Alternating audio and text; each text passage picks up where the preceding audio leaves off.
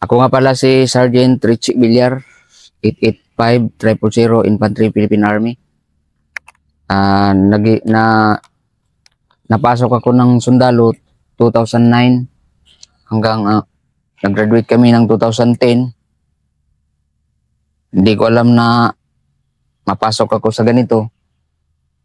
Dinala ko doon sa 10th Brigade.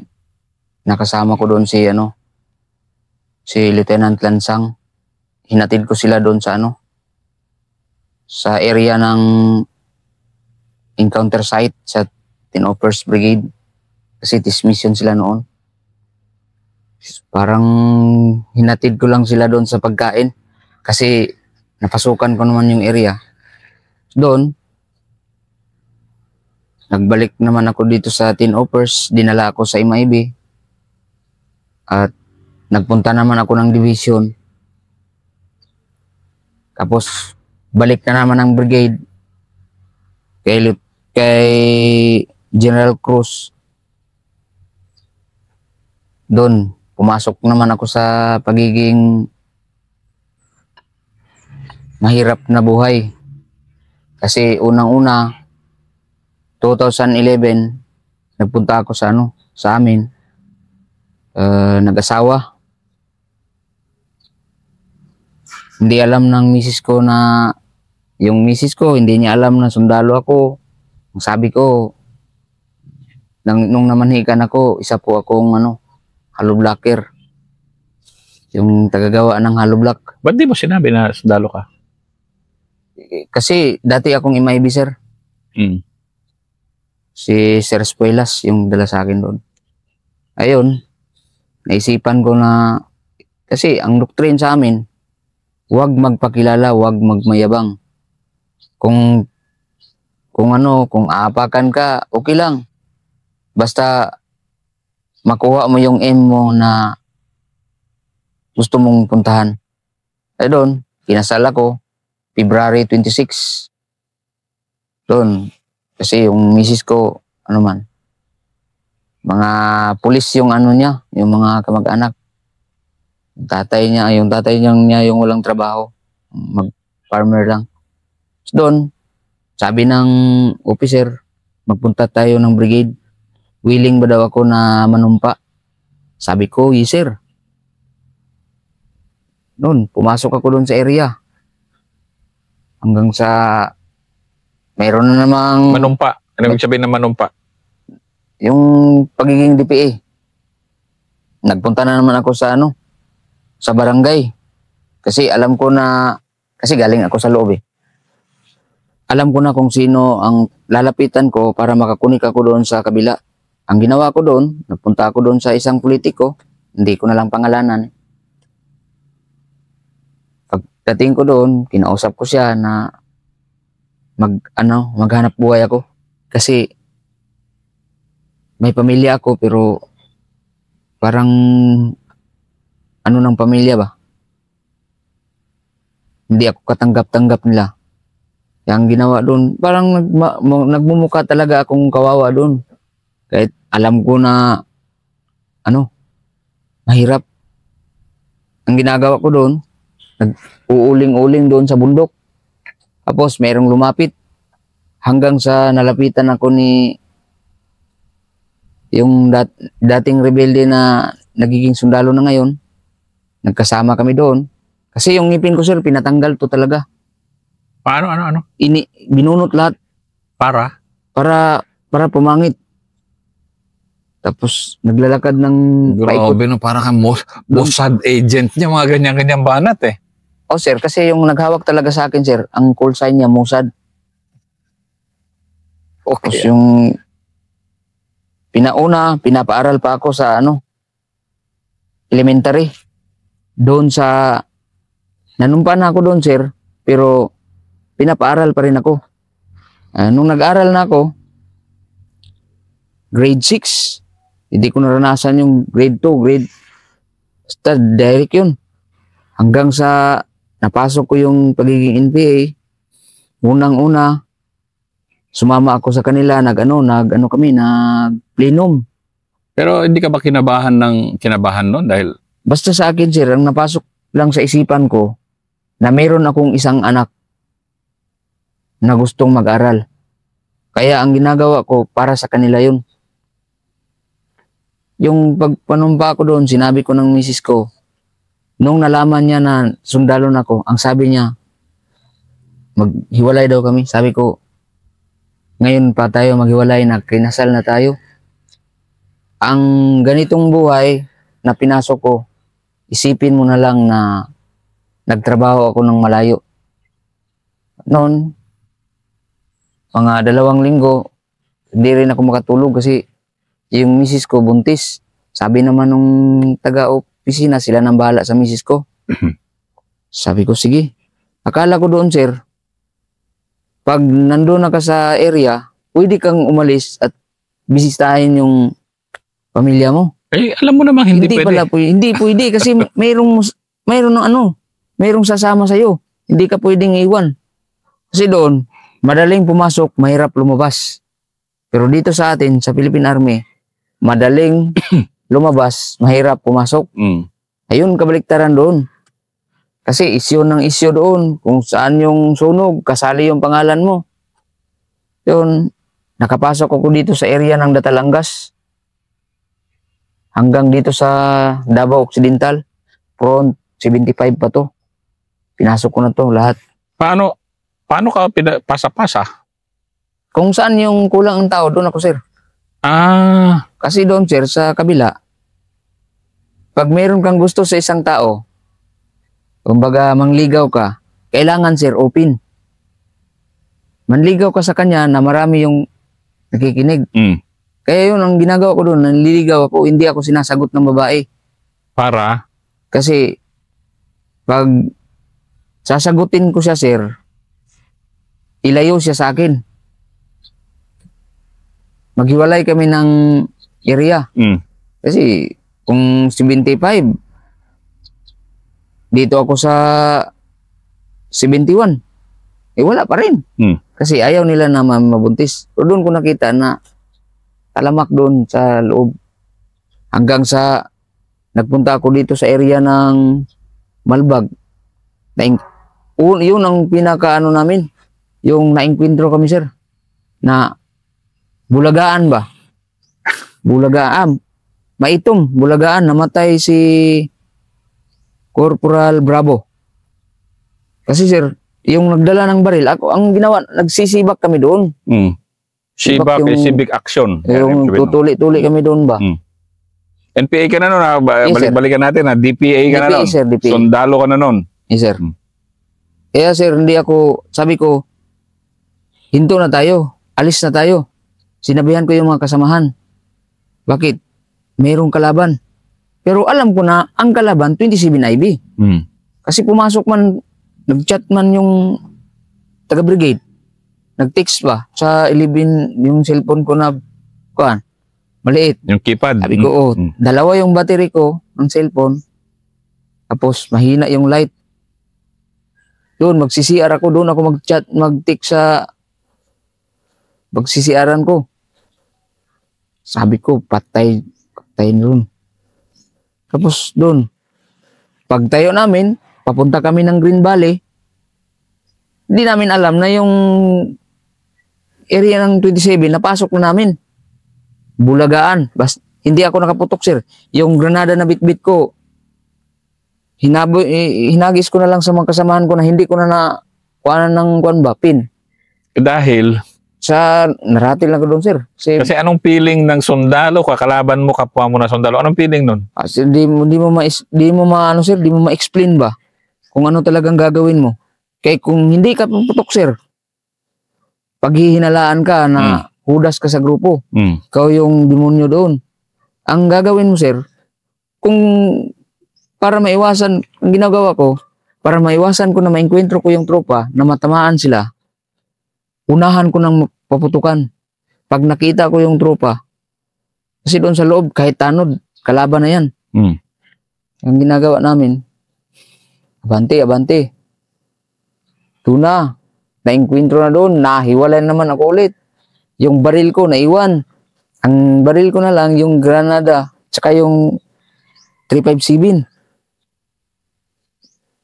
Hindi ko alam yung daanan na dinaanan ko. Lumusot ako doon sa Nid area. Need, layo na nun ah. Oo, sir. Sa Tibuli. Walang kain, sir. Galing saan yon? Galing doon sa Green Valley sa Maitom area, sir. Malayo-layo yun. Layo, sir. Wala na nga akong ano, sir. Hindi na ako nagbutas mo yun sa amin, sir. Hindi na ako nagbutas kasi pag nagsuot ako ng butas, sir, pag nasa sulubong ko yung tropa, titirahin naman ako, hulihin naman ako. Doon. Inkwentro kami doon sa ano, balik na naman ako dito sa area ng Maasim. Tapos, sakay kami ng bangka papunta doon sa area ng Glan. Hanggang nakarating kami dito. 2 lang kami. Sabi ko, punta tayo sa kamag-anak mo. Sabi niya, sige, punta natin. Doon kami nagkain.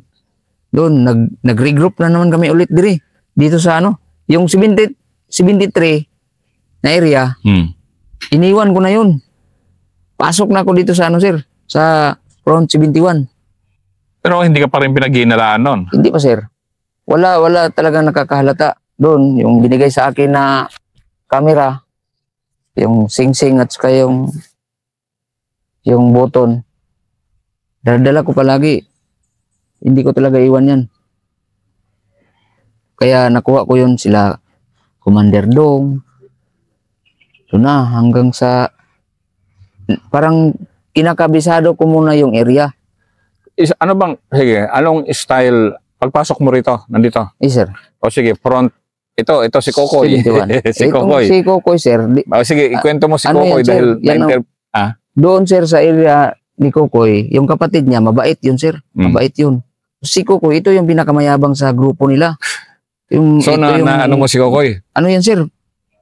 Magaling yan magsalita. Kukunin niya yung mga baboy mo, mumulta ka. Yan ba? Sabi ko, gusto ko makita yung taong to.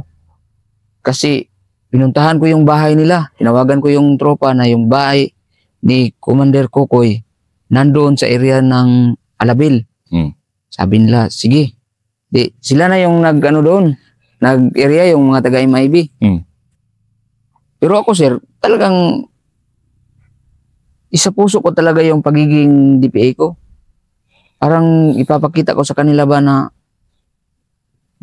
gusto ko na ako yung magaling. Makuha ko talaga yung sinabi ni sir. Hindi ko man alam, sir, na nagpalitan na pala yung yung Brigade Commander. Si General Villanueva.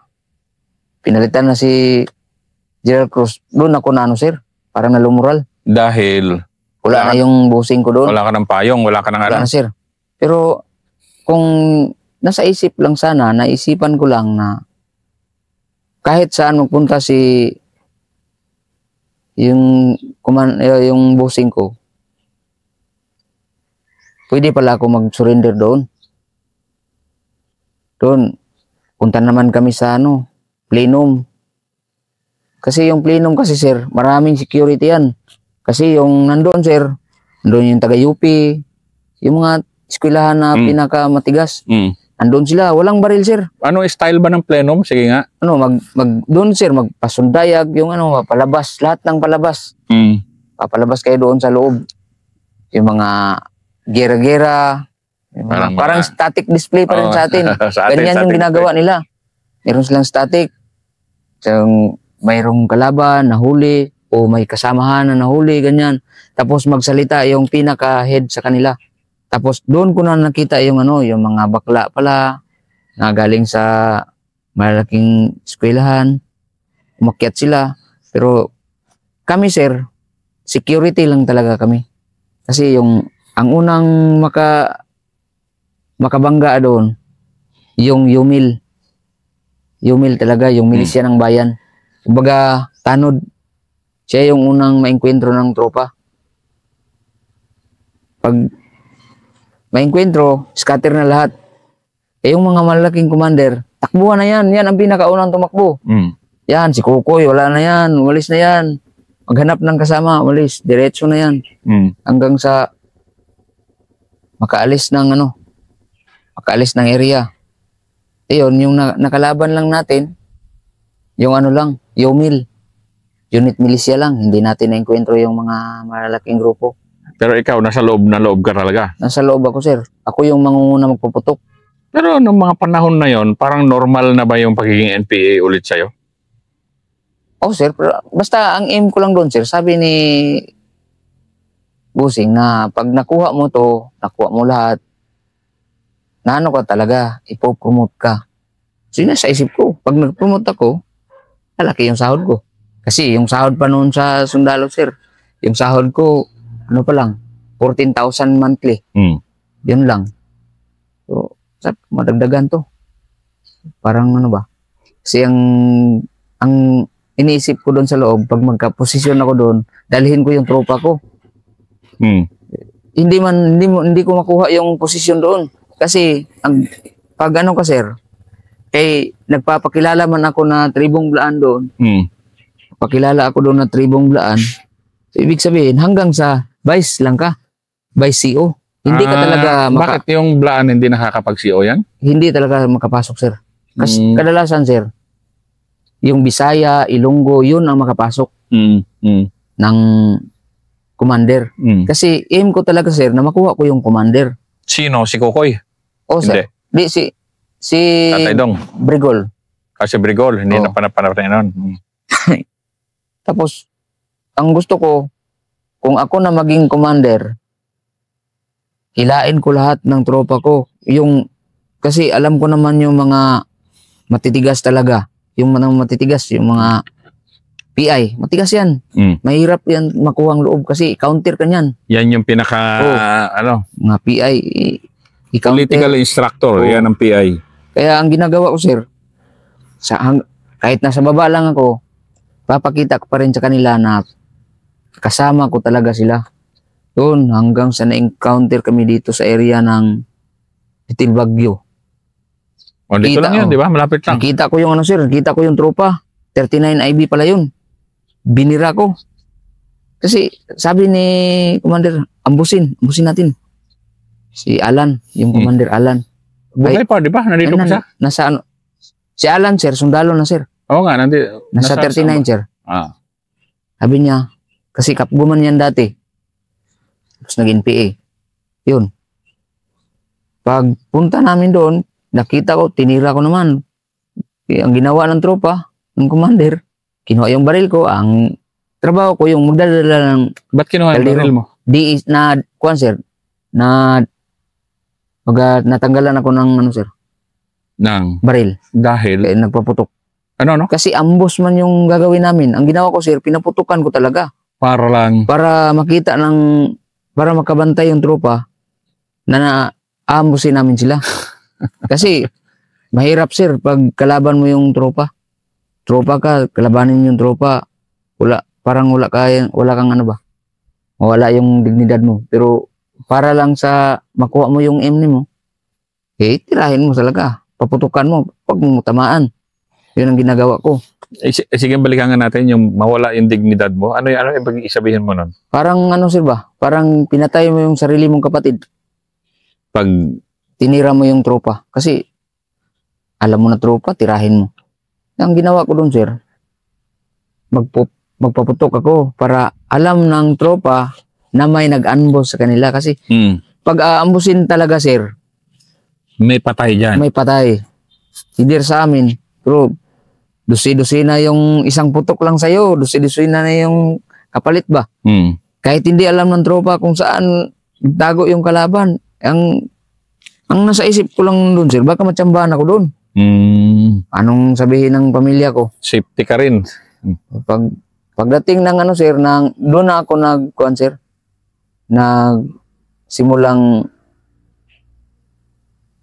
ayaw ko na sa DPA nung binugbog ako ng tropa. Kasi paano? Anong nangyari? Yung 39 IB, sir, si Sergeant ba yun? Basta, nakalimutan ko yung pangalan. Sinabihan ko yung 73rd, sir, yung brigade. Sabi ko, sir, i-raid nyo tong bahay na to. Kasi, may baril. Ang ginawa nila, sir, hindi yung bahay na tinuro ko ang ni-raid. Ako yung ni-raid nila. Si Purong man yung kuan, tapos yung classmate ko yung isa. Si Sergeant Sablay, saka si Sergeant Pariha, yung unang nanampal sa akin.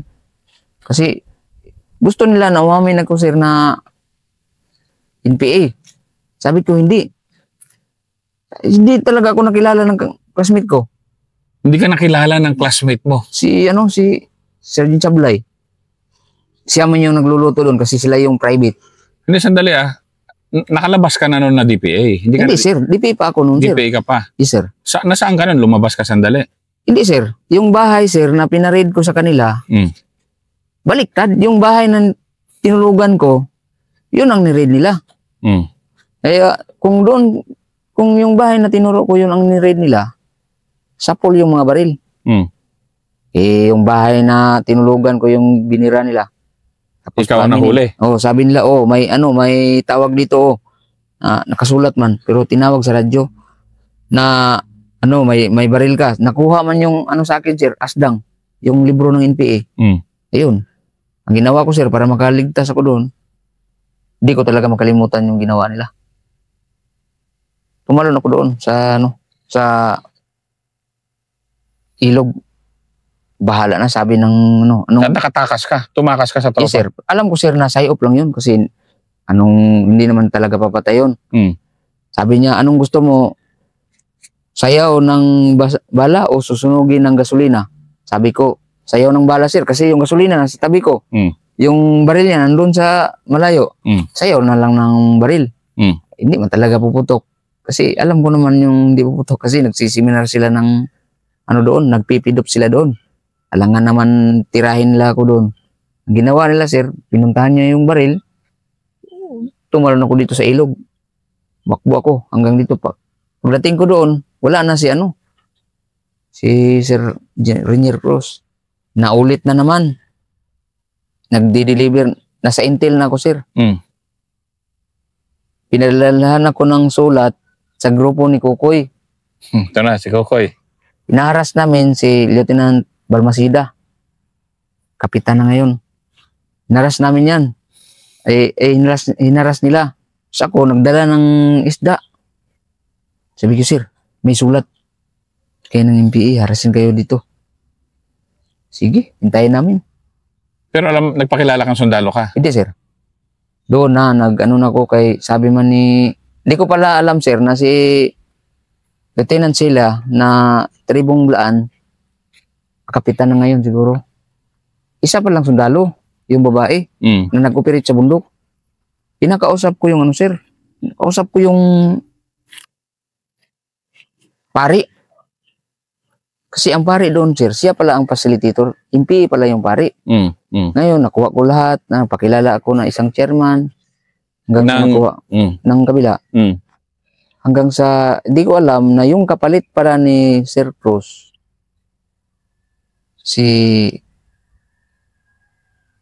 yung nasa support division dati, si Battalion Commander ng Sir Villanueva, General Villanueva. Doon ako nabuhayan kasi lumabas naman ako. Sabi ko, ayaw ko na sir. Doon na lumabas na ako sa pagiging ganito. Sige, pasok ka na lang sa intelligence unit. Sabi ko, okay sir. Kasi hindi ko na nakita yung pamilya ko. Sige, punta ka na doon. Pinuntahan ko yung sir. Yung pare, nakuha ko na yung pare. Doon, bumalik na naman yung ko kasi na-promote ako sir. Parang hulog ng langit ba na pagka-promote bilang korporal. Kaya doon, naisipan ko na ganito pala, gagawin ulit. Wala namang nagyaya na magbalik. So, sabi ko, sige. Kaya dito, papasok hindi ako pumasok ng sir, ng batalyon ko man. Hindi ko talaga pinapasok yan. Kasi ang pagiging sir, pagiging DPA, yun ang pinakamahirap. Di mo makita yung pamilya mo, di mo man lang makausap.